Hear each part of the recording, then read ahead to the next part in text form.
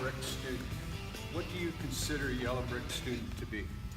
A leader is everybody, like not a follower, but a leader that does everything right. Not a follower. The director says speak up. It's good. It's tough, yeah.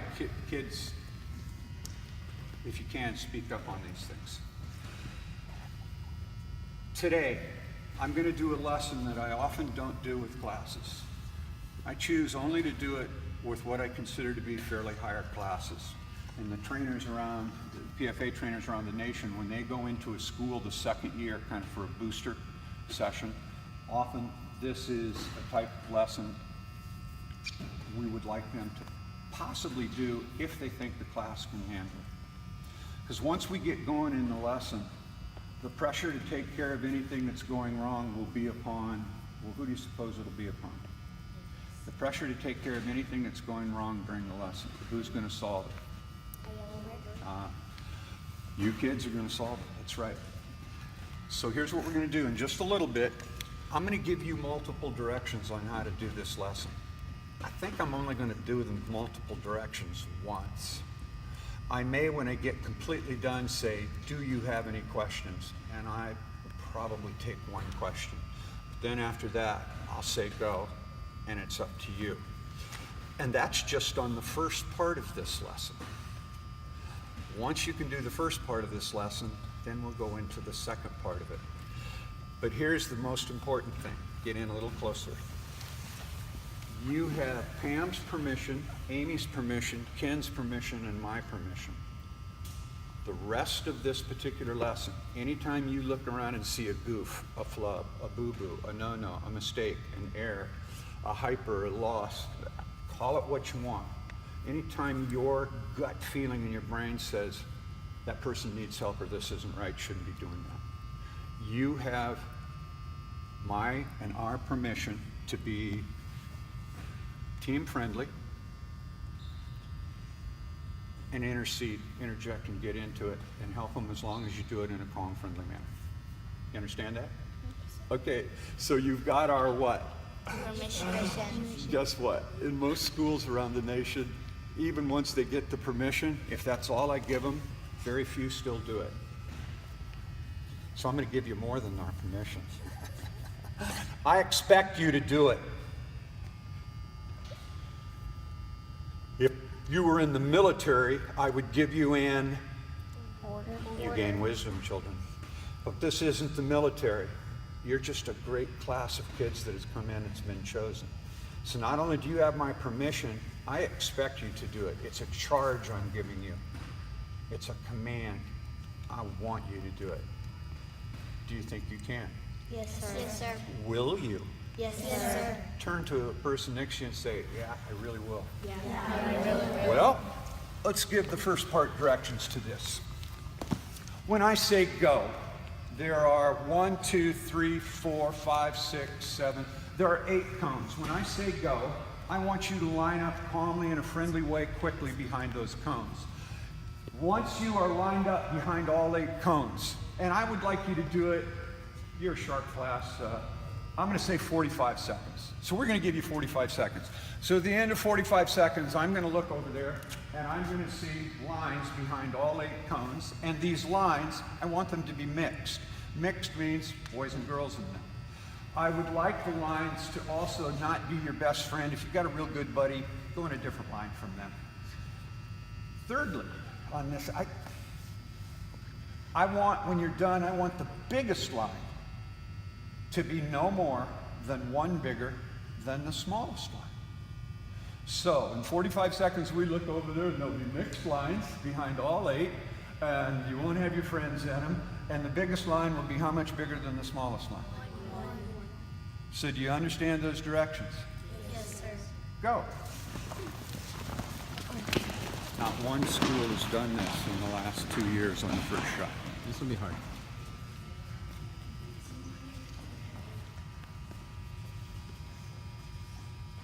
Did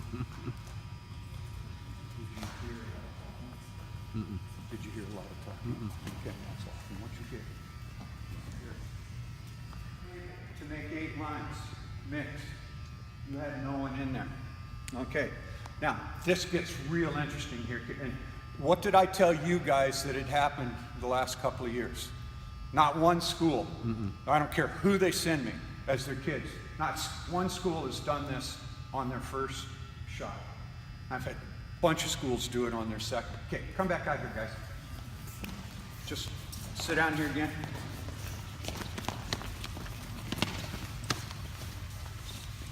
Now, this is interesting. So I'm going to go back and challenge something that Sunshine said. Where's Sunshine? Who's the girl that first...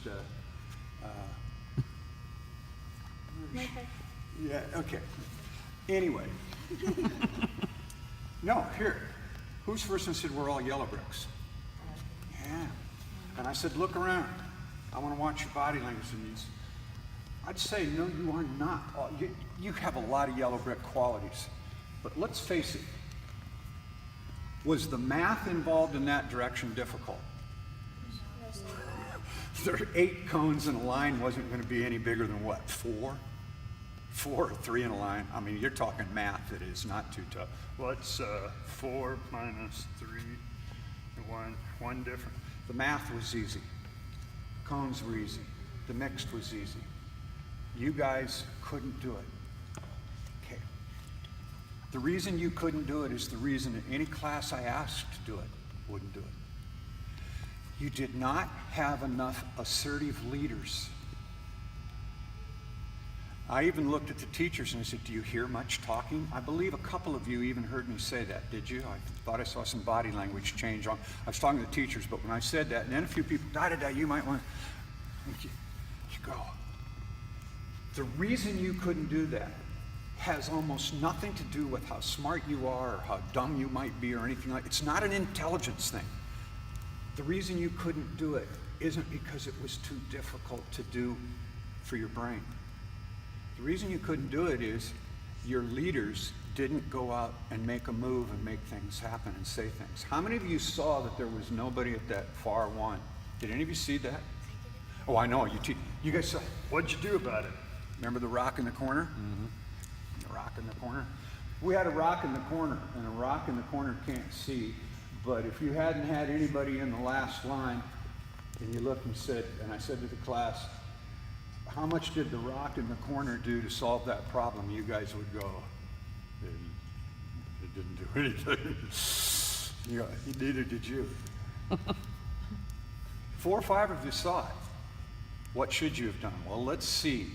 I should have said something, told people to do that, but have you given me permission to do that?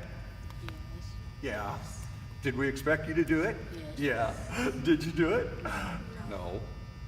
What would you have had to do? I'd have gone to the kids in the wrong one and I'd have slapped them. Told them, get over it. No, got to do it in a calm, friendly way. Folks, there are 8. You need to get it done. You didn't do it because you don't have leaders, and leaders have to do one of 3 things in this situation. They've got to verbally say something, verbally interact.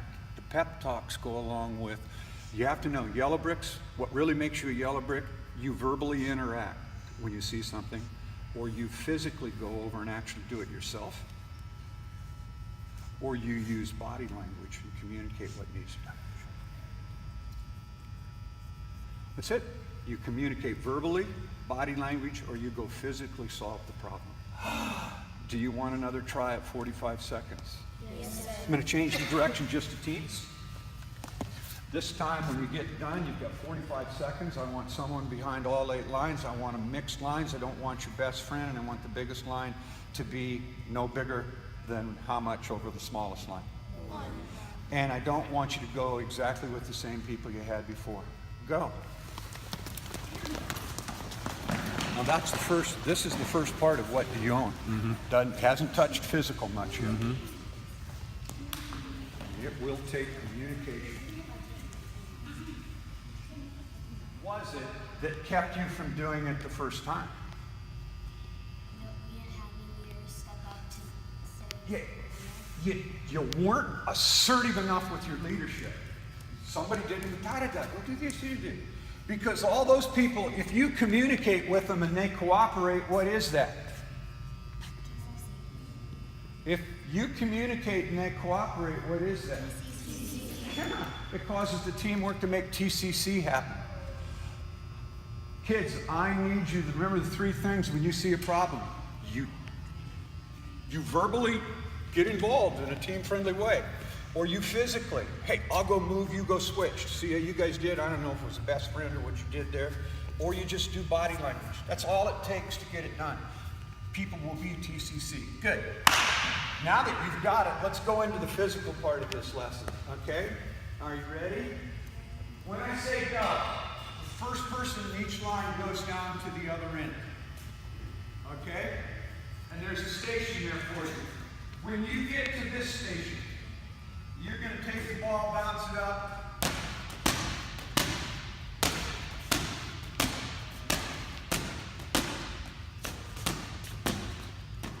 You're going to try to dribble with the heavy hoop. When you get to this station, you can get out in front, whatever. You're going to get a spread that's pretty good wide angle, and you must throw it. Can I just drop it and catch it? I'd rather have you throw it, catch it on the outside. You're going to be throwing a 6-pound ball and doing it. Heavy rope. You're going to jump it. If you get good enough to jump it, you can jump it backwards. Another 6-pound ball. What are you supposed to do with this? You're going to noodle hop it. This station and this station. A person will come out from that cone, first person, and you'll get here. When you first get here, you turn and face the group so they can see you. You hold the ball about waist level, and you toss it underhand about as high as your head. Now this is more of a little 3-pound ball. When you get to the point, yeah, I can do it. Then, if your partner, if the person over here from the other group, when you go to 2, this becomes BFBS, brain first, body second. I'm going to toss one ball, watch it go up, and when it comes down, right as it reaches its peak, I'm going to throw the other ball under it.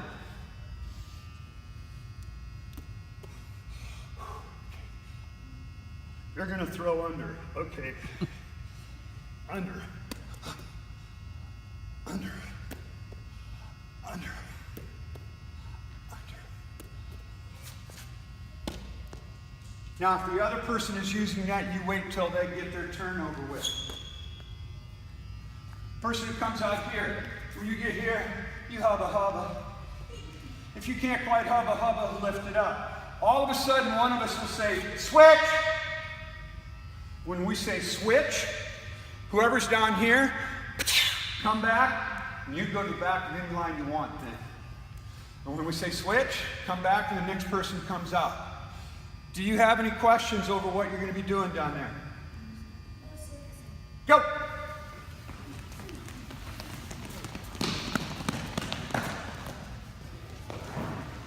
This leads to a chart and challenge eventually. This leads to a chart and challenge. This one would, no, her legs would not be wide enough. You'd talk about that later. Yeah. Oh, yeah. You're going to get, yeah, you can move down a little bit. Dribbling a beach ball.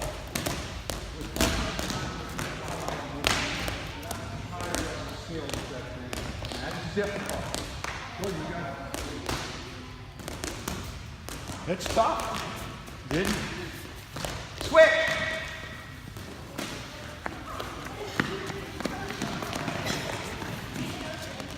Remember, when you do the medicine ball, your legs gap a little bit. Yeah, that's front.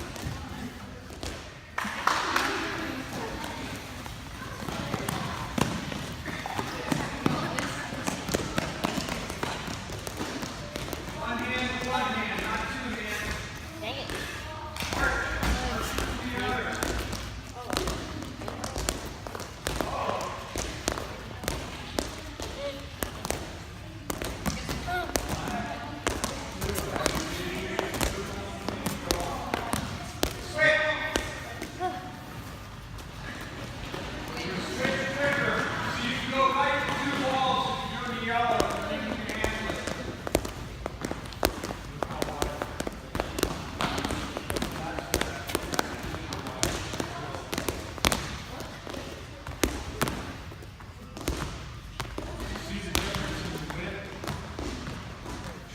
of your throat, underneath your jaw.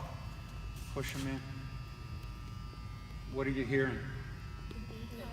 Almost feels like you can hear it, doesn't it? But you're really feeling it. I don't know. Let's get real quiet, see if we can hear it. Thump, thump, thump, thump, thump, thump, thump, thump, thump. That's the loved up sound. Good. Now take your fingers away. What do we call that thing you were feeling? Heartbeat. When medical people or coaches or folks in the health fields, fitness people, when they're feeling the heartbeat, what do they do in terms of trying to come up with a consistency for it? What do they call that? If you count how many times it beats in a minute, what do they call that? Any of you know? Ooh, interesting. Patterns mean more than ice. Hand up a lot today, hand up a lot today, hand up not a lot today, but what do you call it? They're measuring their what? Their pulse. It's their pulse, okay, but when they measure it for 1 minute, 60 seconds, then what is that called? Beat? Okay, I'm going to tell you, open up the ears. I want this on a shelf that's not deep down in the basement of the brain for the rest. It's called your heart rate. Heart rate. When somebody says heart rate, they're referring to how many times it beats a minute. It's very difficult to get the human heart to beat over 200 times a minute.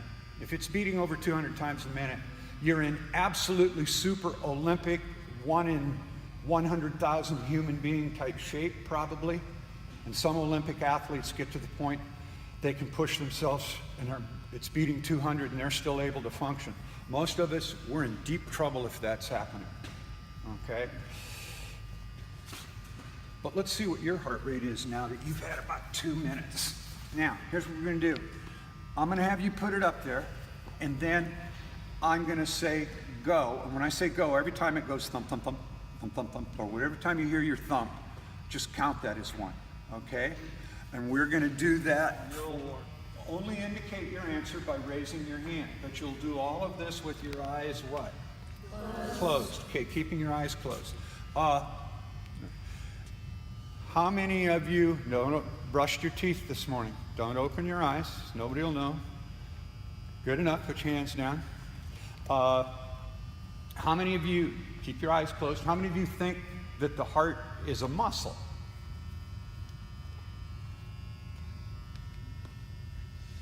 Okay, open your eyes and look around.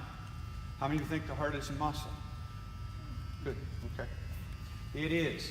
It's a special muscle. It never gets to completely what? What do your other muscles get to do at night that the heart doesn't get to do? It never gets to completely rest. It backs way down to not too many thump thumps, but it never gets to completely rest. Okay, get in closer. Since the heart is a muscle, with somebody close to you, explain the complete formula, talk it over. How does a human being make a muscle get stronger? Discuss it with somebody close to you. This is positive buzz.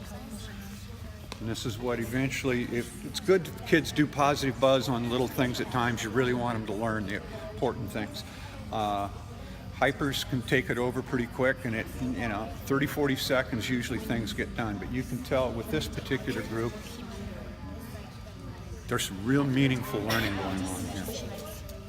Okay, somebody tell me.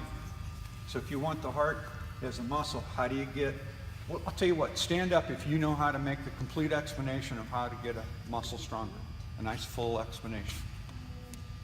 Gutsy, I like it. Patterns mean more than isolated incidents. How many of you are pretty close to having it? Okay, now I would hope this would show teachers, all PFA teachers and phys ed teachers around the nation, how to gain muscle strength is a fairly simple thing, and kids do not finally get it. They don't get it. They don't really understand it. Yet when they finally do, you go, oh my goodness, then I'm in charge of my fitness for the rest of my life. And it needs to be an important hear it, read it, do it, see it. By the time kids are in 4th or 5th grade, they need to know how to make a muscle stronger. How do you make a muscle stronger? By, like I said earlier, by working it, having a good diet, and just taking care of them, working them harder than you Okay, and now that's a general one, and I gave, and you think back to that explanation I gave. Okay, I'm going to give it to you again. You sit down. It's not complicated.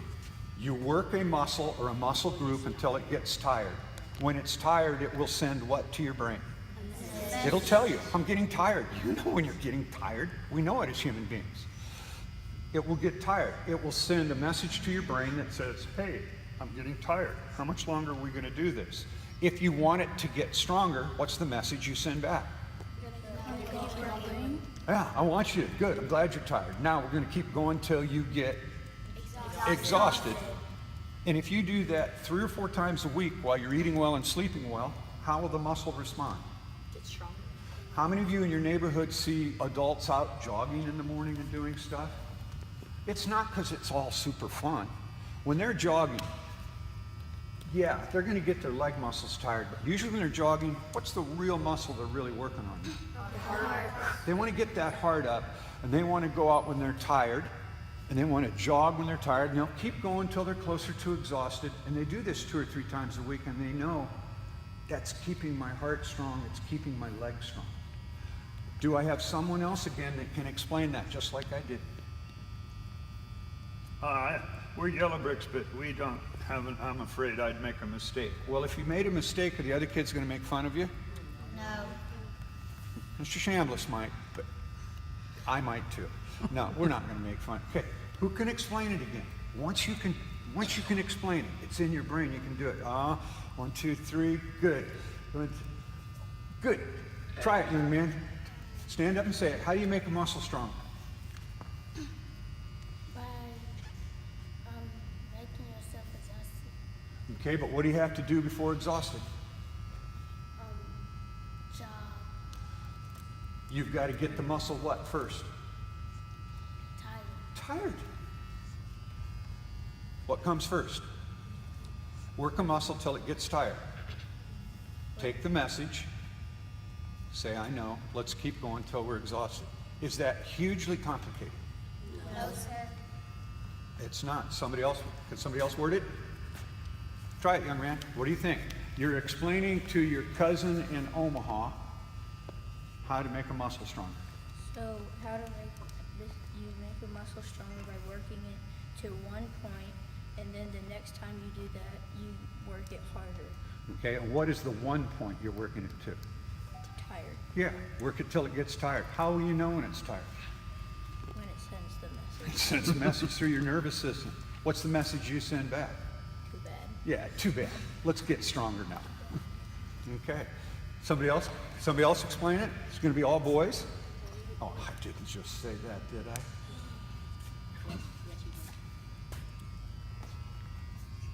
Show me your right hand. No, her. Good. Stand up. Glad you volunteered. How do you make a muscle stronger? You make a muscle stronger by working it till it gets tired, and then when it sends you the message, you send a message back and say that I want to work harder to make it stronger. Is that a heck? Not a heck of an answer? Not that complicated. Work until it's tired, sends a message. Is the heart a muscle? It's the most important muscle in the body. But you can do that. Well, what if I do it with my arms? Most of these made you tired, didn't they? Were those flexibility drills over there, or were they mostly tire muscle drills? Okay, you take the medicine balls that you were juggling, that's coordination too.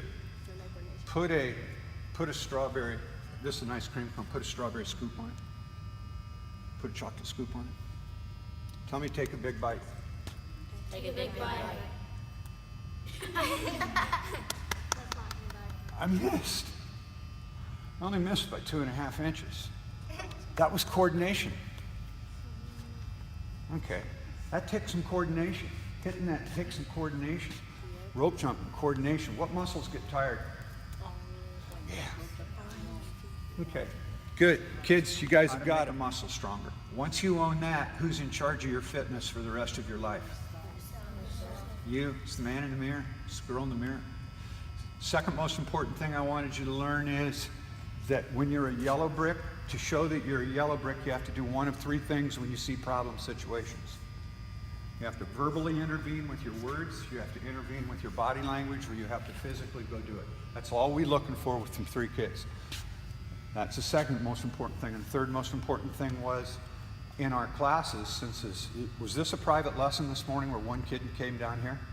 No. They don't do private lessons in the schools in the United States of America. They really don't do many of them. You come in classes, big classes. You come in groups. You have to learn to function as a group. That's why you need the TCC. And what the third most important thing was, you have our permission and our expectation, our command, our charge. We want you, when you see something going wrong, go get involved. How? What's this? Team friendly. Just do it in a calm, friendly way. Well, if you do that, we've created yellow bricks. And if you're fit, we've created fit yellow bricks. And I can't think of anything better for the country, the United States of America, than having kids grow up fit yellow bricks. They're willing to go do something and help in situations. They do it in a calm way, and they're physically healthy. You can't be much better as a human being than that. And that's what you kids were this morning. Give me 5. Scooch in here. You guys did a great job.